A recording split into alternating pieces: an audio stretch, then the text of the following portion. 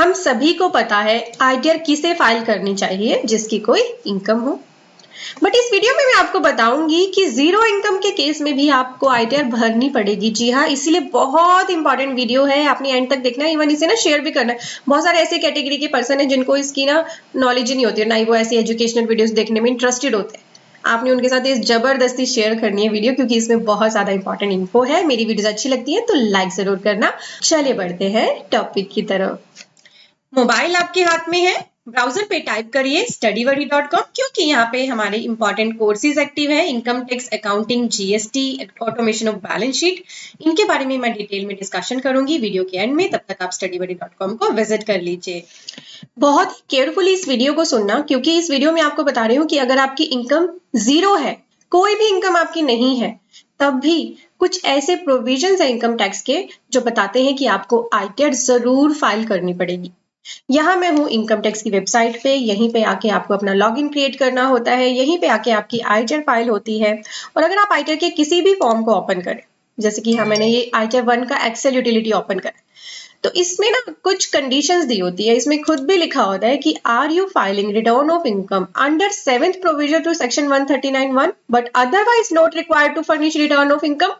यानी कहीं आप एक ऐसे पर्सन तो नहीं हो जिसको आईटीआर भरने की जरूरत तो नहीं है। क्यों जरूरत नहीं होती? क्योंकि इनकम टैक्स डिपार्टमेंट खुद बोलता है कि अगर आपकी इनकम बेसिक एग्जाम्पशन लिमिट से कम है, जो है 2,50,000 रुपीज, अगर उतने अमाउंट तक की आपकी पूरे साल की इनकम ही नहीं है, इनकम टैक्स एक्ट का सेक्शन 139 खुद आपको बोलता है कि आपको आईटीआर भरना मैंडेटरी नहीं।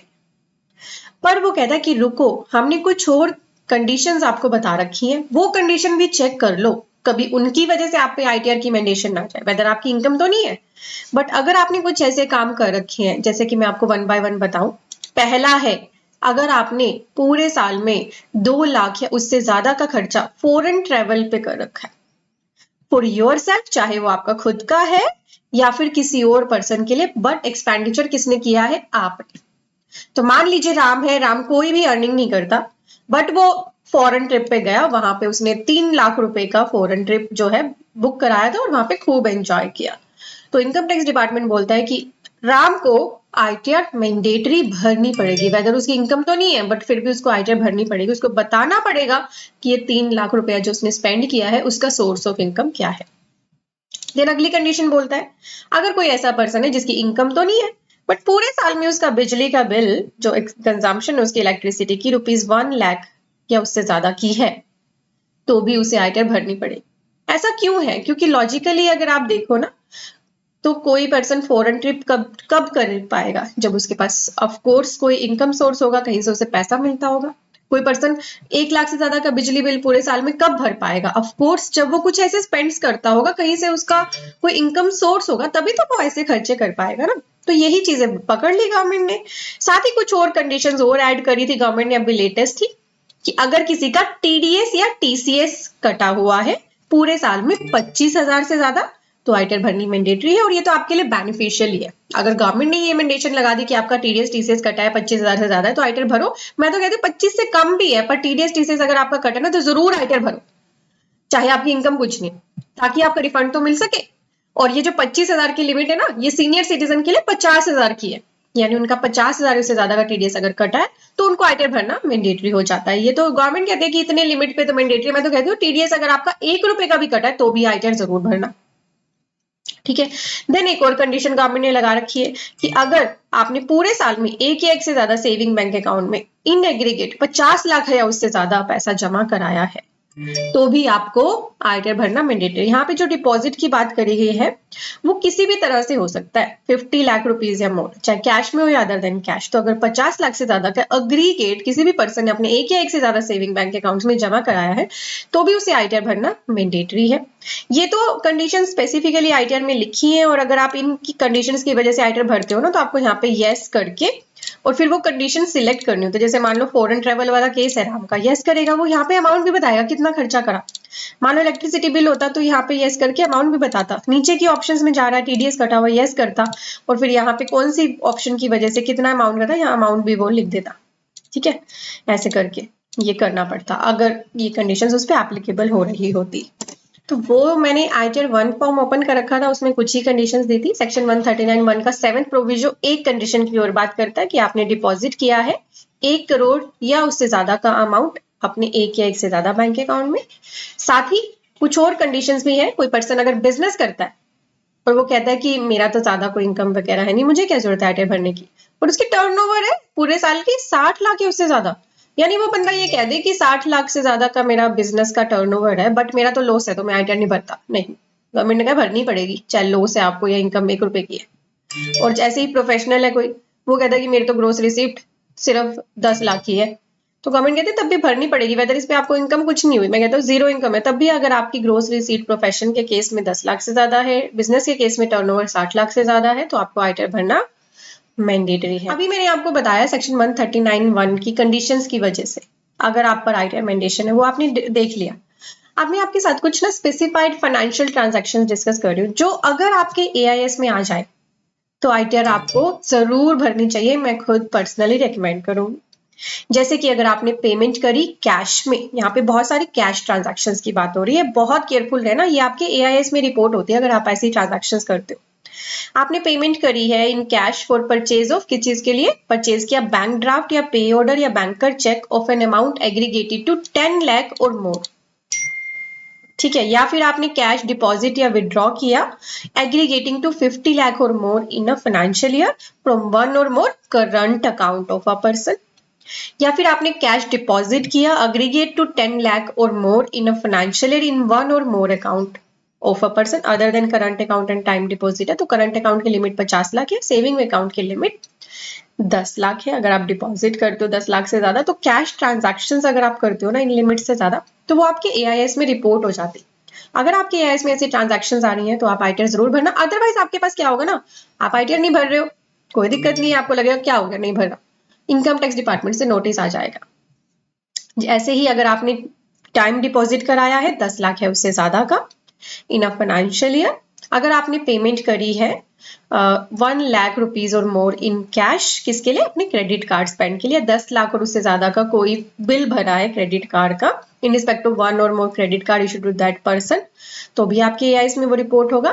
अब इस पर्सन को रिसिप्ट हुआ है क्या, amount aggregating to 10 lakh or more in a financial year for acquiring bonds or debentures issued by the company or institute, then receipt हुआ है amount aggregated to 10 lakh rupee or more in a financial year for acquiring shares issued by the company, buyback हुए हैं shares for an amount or aggregated amount of 10 lakh rupee or more in a financial year, receipt हुआ है ऐसे mutual funds के लिए limit है 10 लाख की, ऐसे ही सेल ऑफ फॉरेन करेंसी की लिमिट है, ठीक है।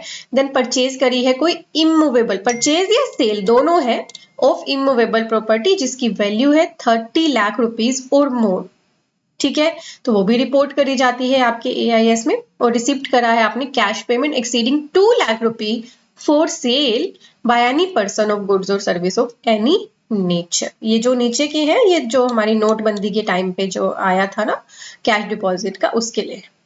तो 11 पॉइंट सेक्शन 114 ई है, ये रूल पढ़ोगे ना आप, ये रूल है 114 ई। इसके ये सारे पॉइंट्स बहुत इंपॉर्टेंट है, अगर आप ऐसी ट्रांजैक्शंस करते हो तो वो आपके एआईएस में दिखती है।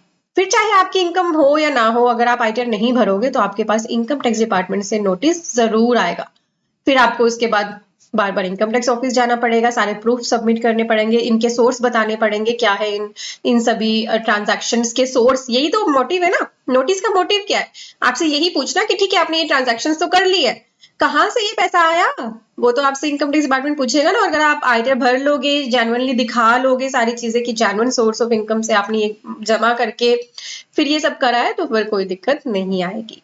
तो मैं उम्मीद कर रही हूँ आपने समझ लिया है, इसी अकॉर्डिंग अपनी आईटीआर को भरना, कोई भी गलती मत करना। अगर आपकी इनकम जीरो भी है बट ऐसी ट्रांजैक्शंस हैं आपकी, तो जरूर आईटीआर भरे। आप लोग फैमिलियर हो यूट्यूब से, यूट्यूब पे मेरी वीडियो देख रहे हो, बट हमारे एरियाज में हमारे नियर बहुत सारे ऐसे पर्सन्स रहते हैं जो एजुकेशनल वीडियोस ऐसे नहीं देखते, जब तक उनका इंटरेस्ट ना, वो नहीं समझना चाहते इन चीजों को, तो आप ना उनके साथ शेयर करो। जैसे हमारे किसान भाई हो गए, किसान लोग जर्नली ऐसी ट्रांजैक्शंस कैश की बहुत करते हैं, बहुत ज्यादा होती है उनकी, तो उन लोगों को गाइड करो आप कि ऐसी ट्रांजैक्शंस कम करो, मत करो, कर रहे हो तो आईटीआर जरूर भरो। तो ऐसी वीडियोस आप उनके साथ भी शेयर जरूर कर सकते हो।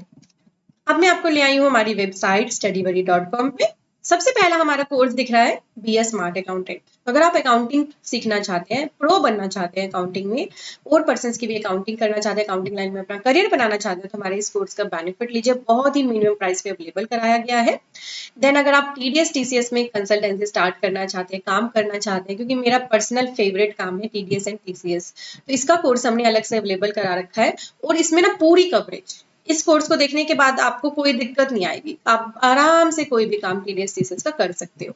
TDS ऑन प्रॉपर्टी का कोर्स हमने अलग से अवेलेबल करा रखा है। कुछ पर्सन्स प्रॉपर्टी की सेल परचेज के टाइम पे TDS भरते हैं, उनको नॉलेज नहीं होती, बट वो थोड़ा सा चाहते हैं कि हम ही कर लें ये काम खुद से, तो वो भी कर सकते हैं। बहुत ही मिनिमम प्राइस पे अवेलेबल है। देन रिकंसिलेशन, GST में रिकंसिलेशन बहुत इंपॉर्टेंट है। आप फोर्टनाइटली, मंथली, क्वार्टरली रिकंसिलेशन कर सकते हो, और आपको करने भी चाहिए 2B के साथ, क्योंकि GST 2B अब आपका इंपॉर्टेंट डॉक्यूमेंट है। 2B के साथ, 3B का, बुक्स के साथ 3B का, 2B का, सारे रिकंसिलेशन आपको करने चाहिए। और ये रिकंसिलेशन के 2 कोर्सेज हैं, आप इनका बेनिफिट लीजिए। MSME रजिस्ट्रेशन आपको सीखना है, क्योंकि MSME में रजिस्टर होने के बहुत सारे बेनिफिट्स हैं, तो आप इस कोर्स का बेनिफिट लीजिए। Then we have 99C course, ये 21-22 का है। अभी फाइनेंशियल ईयर 22-23 के लिए जैसे ही 99C एक्टिव होगी आपको यहाँ पर मिल जाएगी। Then we have combo course available, GST with automation of balance sheet, income tax with automation of balance sheet, and we have a practical course of mega combo course. इसमें हमारे सारे courses include है, सिर्फ accounting को छोड़ के। इसका भी आप बेनिफिट ले सकते हैं। इसमें GST, income tax, ITR, TDS and automation of balance sheet है। Then GST, income tax, ITR और TDS का कॉम्बो है। देन ओनली GST आपको सीखना है, वो अवेलेबल है। Income tax, ITR and TDS सीखना है, वो अवेलेबल है। और अगर आप बहुत सारी बैलेंस शीट्स बनाते हो ना, मतलब बैलेंस शीट बनाने में तो आप प्रो हो, बट टाइम सेव आपको करना नहीं आता, यानी कि एक एक करके लिंक करते हो चीजों को, अपने स्टाफ को भी लगा के रखते हो, खुद भी लगे रहते हो, अपना टाइम कंज्यूम करते हो अननेसेसरी, जो काम आपका ऑटोमेटेड हो सकता है। तो हमारे इस कोर्स का जरूर बेनिफिट लेना। बहुत सारे पर्सन्स ऑलरेडी इसका बेनिफिट ले चुके हैं। लिंक जो है वेबसाइट का वो डिस्क्रिप्शन में भी दिया है मैंने, ताकि आप उस पर क्लिक करके पहुंच जाए। अदरवाइज आप ब्राउजर पे लिखिए studybuddy.com, आपको ये वेबसाइट मिल जाएगी। यहाँ पे आप कोर्सेज सेक्शंस में आएंगे तो कोर्सेज मिल जाएंगे। पहले आके आप विजिट करिए, ध्यान से करिकुलम पढ़िए कि किस कोर्स में क्या कवर है। जैसे मान लो आप इसमें इंटरेस्टेड, उस पर क्लिक करके पढ़िए आराम से, कितनी वैलिडिटी है एक्सेट्रा। देन यहाँ पे लॉगिन सेक्शन पे जाइए, यहाँ पे आके अपने आप को रजिस्टर करिए। रजिस्टर करने के बाद जिस भी कोर्स में आप इंटरेस्टेड है उसे बाय करिए, और फिर दोबारा लॉगिन करेंगे। बाय करने के बाद लॉगिन सेक्शन के अंदर डैशबोर्ड आ जाएगा, वहां पे आपके कोर्सेज एक्टिव हो जाएंगे, और आप इजिली कहीं भी आराम से बैठकर उन कोर्सेज के थ्रू लर्निंग कर सकते हैं। Thank you everyone, thank you for watching, bye bye.